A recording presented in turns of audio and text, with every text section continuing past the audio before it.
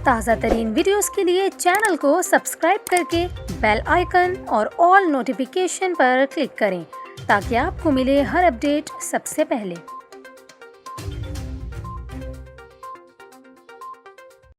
आपको अहम खबर दें, हैदराबाद में रवां साल की सबसे बड़ी डकैती के दौरान नामालूम मुसल्लह अफराद 6 करोड़ रुपए की रकम साथ ले गए।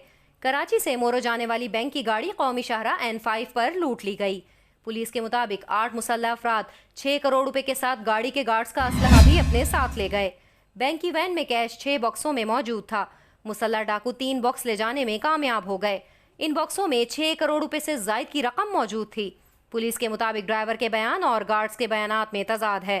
पुलिस ने वैन को अपनी तहवील में लेकर ड्राइवर और गार्ड से भी तफ्तीश शुरू कर दी है।